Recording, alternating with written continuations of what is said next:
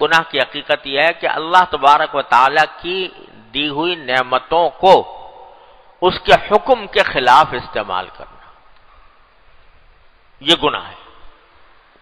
اللہ تعالیٰ نے آنکھیں دی ہیں، دیکھنے کے لیے دی ہیں، حلال چیزوں کو، جائز چیزوں کو دیکھنے کے لیے اللہ تعالیٰ نے یہ نعمت عطا فرمائی ہے۔ اتنی بڑی نعمت ہے، اتنی بڑی نعمت ہے کہ کوئی حد و حساب نہیں۔ اس کو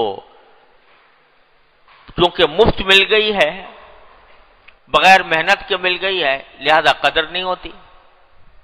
بھئی ہیں آنکھیں ہماری، ٹھیک ہے، دیکھ رہی ہیں، لیکن اگر خدا نہ کرے کبھی آنکھوں کی بینائی جانے لگے تو پھر قدر معلوم ہو کہ کتنی بڑی نعمت تھی۔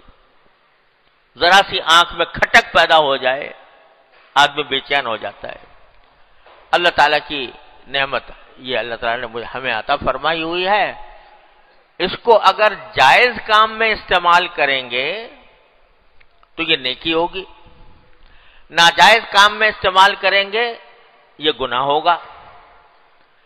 اگر والدین کو محبت کی نگاہ سے دیکھو، والدین کو محبت کی نگاہ سے دیکھو، حج اور عمرے کا ثواب ملے گا اس نگاہ کے صحیح استعمال کی وجہ سے۔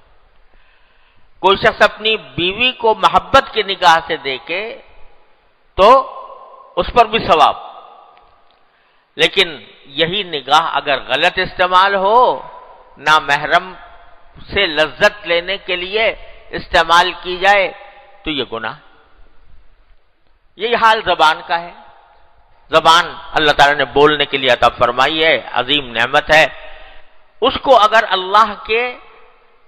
اللہ تبارک و تعالیٰ کے بتائے ہوئے احکام کے مطابق استعمال کیا جائے گا تو یہ ثواب کا سبب بنے گی۔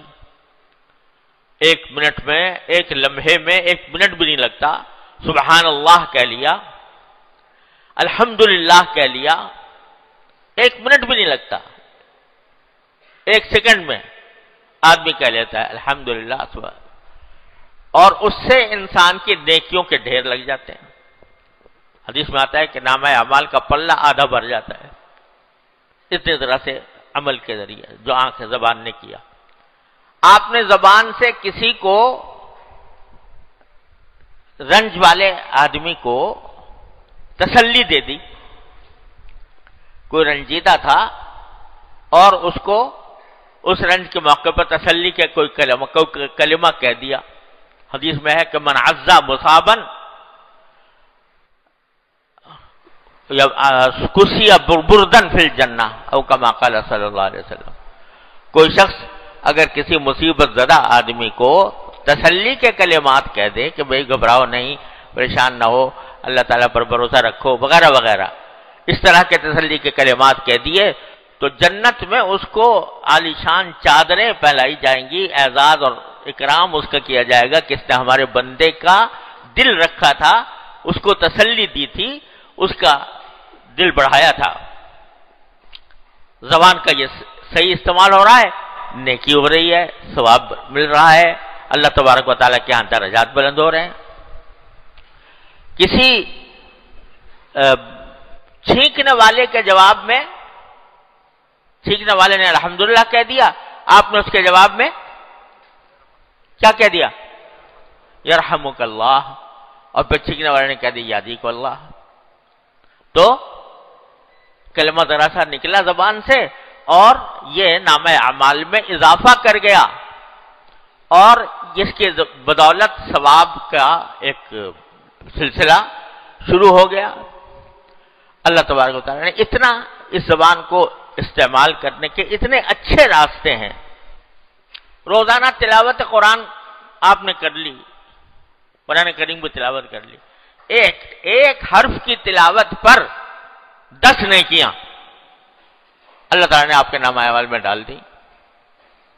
اور یہ فرمایا کہ میں یہ نہیں کہتا کہ الف لام میم ایک حرف ہے، الف ایک حرف، لام ایک حرف، میم ایک حرف، تو 30 نیکیاں الف لام میم صرف پڑھنے پر اللہ تعالیٰ نے ڈال دی ہمارے نامہ اعمال میں۔